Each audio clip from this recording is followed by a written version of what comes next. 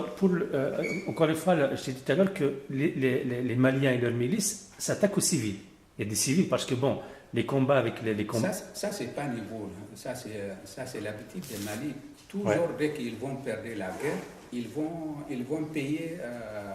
Ils font payer aux civils. Ils vont payer aux civils, les innocents civils. Ouais. Voilà, ça c'est la signe des Maliens depuis les années 63 jusqu'à aujourd'hui. Et comment expliquer alors, on sait bien, et le MNLA, le ACMA le dénoncent, qu'ils s'attaquent aux civils, qu'ils font des exécutions sommaires, même en public hier. Mais comment expliquer le silence de la communauté internationale, de la MINUSMA qui est présente sur place, et de la France. La France qui a l'habitude de réagir dès que, par exemple, les combattants de l'Azawad tuent un soldat malien. La France, le Quai d'Orsay, fait des communiqués pour dénoncer, pour dire voilà, et puis pour présenter leurs condoléances à l'armée malienne. Mais là, même la France, même le Quai d'Orsay n'a pas dénoncé l'exécution de civils et n'ont pas présenté leurs condoléances. Comment expliquer ça? Est-ce que c'est normal? Bon, ça, je n'ai aucune réponse sur ça. La réponse de ça, c'est les Français et la MINUSMA qu'ils ont la réponse sur ça. Mais ce qui est sûr, ils ne sont pas ignorants tout ce qui se passe, quel que soit devant eux ou à côté. Ils ont toutes les formations qu'il faut. Parfois, ils ont même certaines formations avant les actes. Mais malheureusement, je n'ai pas une réponse à leur place. C'est eux qui vont répondre ça.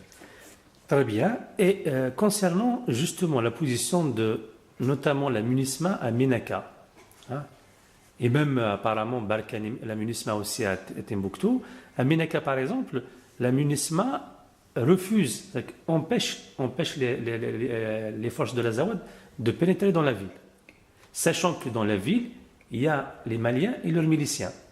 Mais comment expliquer cette position justement de la MINUSMA qui, quelque part, protège les miliciens de la Gatia et les Maliens qui sont à Ménaka? C'est pas ça seulement. Nous, s'il y a un jugement neutre sur le terrain, il va juger que nous, on n'est pas les Maliens, nous sommes les Maliens. Nous sommes les Maliens, c'est-à-dire on n'est pas tellement parmi la communauté internationale qu'il mérite la protection de la communauté internationale. Parce que il y a beaucoup de choses qui se passent. Il y a beaucoup de choses, c'est pas ça seulement, il y a beaucoup de choses qui se passent. Mais ce qui est sûr, c'est la MINUSMA et les Français et toute la communauté qui est là, internationale, sur tous les plans, quel que soit le plan de terrain ou les plans politiques, ils sont toujours les pro-maliens. Ils sont toujours avec les Mali. Ils ont raison, peut-être, ils ont raison, mais nous aussi, c'est le Mali qui a refusé nous soyons les Maliens. Hein? Même si nous, on n'est pas les Maliens, nous sommes parmi les familles de la communauté internationale, mais peut-être on ne mérite pas la défense par la communauté. La protection internationale. Voilà, on ne mérite pas. Pourquoi on ne mérite pas? Ça, c'est la réponse, la même réponse, c'est la Nations Unies qui doivent la. Mais ce qui est sûr, les signes qu'on a eu jusqu'à présent, ça ne signifie pas que nous, parmi les enfants de la communauté internationale.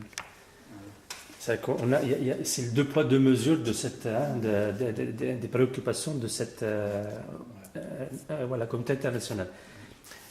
Pour revenir aux Maliens, aux forces maliennes, ce qu'ils appellent les FAMA, les forces armées maliennes, je pense, et les milices. Voilà. Les milices, là, apparemment, ces derniers temps, ils sont notamment les milices actives, ils sont toutes alliées, en fait, rassemblées dans le cadre de Gatia. C'est ça, hein? Alors, comment vous arrivez, Dans le cadre de Gatia et MAAD. Afro-maliens. Afro-maliens. C'est-à-dire Moujao qui sont blanchis par les Mali, qu'ils ont fait le travail de l'armée malienne par la procuration. Voilà, voilà c'est ça qu'ils font le rôle des femmes hein, depuis la libération de Kidal jusqu'à aujourd'hui. D'accord. Donc, est-ce que les gens arrivent à faire la différence entre les forces armées maliennes et ces milices ou pas? Comment on en a? Est-ce qu'ils sont mélangés? Est-ce qu'ils sont séparés? Non, ils sont séparés. Si les milices ils font attaquer une position de MNLA, les Mali ils disent que notre armée il est cantonnée dans tel truc. Au moment là où les milices ils sont faits par l'administration des Mali, ils sont gérés par les officiers supérieurs des Mali. Voilà. Donc l'armée malienne, pourquoi il fait la guerre tant qu'il y a qu'il fasse la guerre par la procuration à sa place. Voilà. Mais ce qui est sûr, on a un grand rendez-vous avec eux, tous, dans la zone. Très bien. Alors, autre chose, c'est un événement d'actualité tout récent, c'est l'élimination par apparemment les forces françaises de deux chefs terroristes islamistes importants apparemment qui agissent dans le Sahel, dans l'Azawad. Est-ce qu'on peut savoir plus là-dessus? Bon, tout ce que j'ai, je n'ai pas d'informations dehors ce qu'ils ont dit les médias. Tout ce que j'ai comme information sur ces cas-là, ce qui a été dit par les médias. Mais ce qui est sûr, il semble qu'il y a quelque chose qui est confirmé. D'accord. Donc le premier il s'appelle Abdelkrim, c'est ça? Abdelkarim Targui. Targui, d'accord.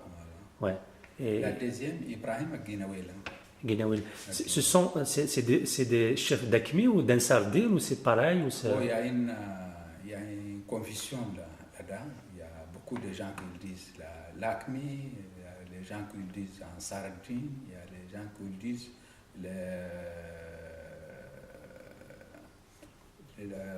les coordinateurs entre Acme et Ansardine.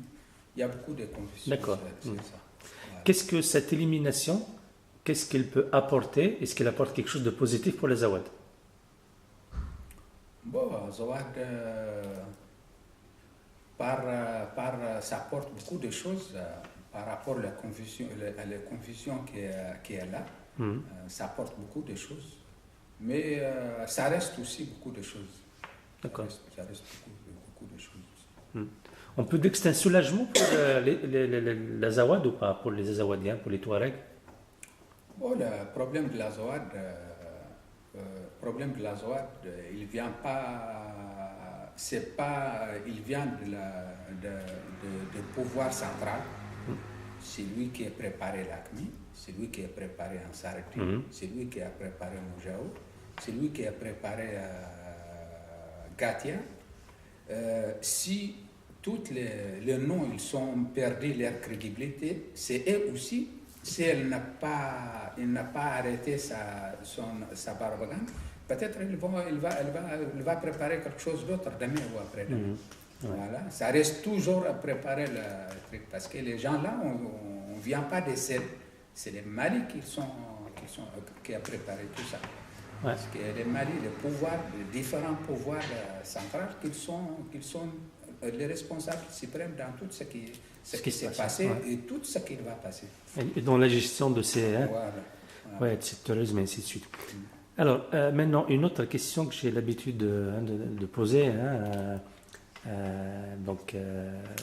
au responsable de l'Azawad, au responsable Touareg, est-ce qu'aujourd'hui, parce que bon, l'Azawad, ils n'ont pas de soutien finalement, la communauté internationale est contre l'Azawad, mais il y a un allié naturel, me semble-t-il, c'est les Amazirs. Les Amazirs, c'est un allié naturel de l'Azawad, bien sûr des Touaregs, surtout. Mais bon, les Amazirs eux-mêmes, partout, ils sont dans des problèmes. Parce qu'ils ont tous les États contre eux. Mais bon, ils existent quand même comme individus, ils existent à l'étranger, en dehors de chez eux. Alors, est-ce que tu penses que les Amazigh aujourd'hui peuvent apporter quelque chose pour la cause de l'Azawad? Si c'est le cas, qu'est-ce qu'ils peuvent apporter justement? Voilà. Bon, moi, les Amazigh, ils sont perdus ils sont ratés une chance de siècle 2012, au moment de 6 juin, au moment là où la libération de l'Azawad a été faite. Normalement, toutes les Amazigh du monde, ils vont rentrer dans l'Azawad, surtout les ingénieurs et les hommes d'affaires et les politiciens. Mais je ne sais pas quand il y aura la même occasion. Il y aura la même occasion. Voilà, donc chaque les Amazigh dans le coin du monde, ils ont leurs priorités, les priorités des Amazigh dans le monde. Donc Azawad, ça fait partie, un des problèmes des Amazigh, mais ce n'est pas les priorités de toutes les Amazigh, ça c'est une réalité. Et même si ça signifie une des priorités, ils ne sont pas avec le temps. On ne saisit pas les occasions. On ne sait pas comment ils vont saisir les occasions. Voilà. Normalement, quelqu'un qui va intervenir ou bien quelqu'un qui va faire quelque chose, il ne laisse pas les temps qui est bon, il va choisir les mauvais temps. Donc, c'est ça la réalité des Amazigh. Les Amazigh, on partage les mal avec les sentiments avec les Azawadiens, mais en réalité, concrètement, ce n'est pas les priorités de toutes les Amazigh. Chaque Amazigh dans le monde, il a ses occupations, il a ses priorités. Et bien sûr, un des problèmes généraux de toutes les Amazigh, c'est l'Azawad. Mais ce n'est pas dans l'immédiat, ce n'est pas émergent. Et peut-être il y aura un temps, mais on a perdu le temps qu'il faut en ce moment-là. Mais je ne sais pas quand il y aura une autre occasion. Donc, là, pour finir, là, on me demande un mot, un message d'Art Machar. message واضح استماشق message وين إن مازغن أهين هوجن quel que soit ce qu'ils ont fait comme la retard, cette crédit-là, ils vont payer cette crédit-là un jour ou l'autre. Tu comprends? Donc, أهين جنكل تماشق فالمازغن فالتمزلتنا مرواس وين عاشل دي جنا اتصل. Donc, message est même talent de Mazra. Donc, تنمت هولن بدي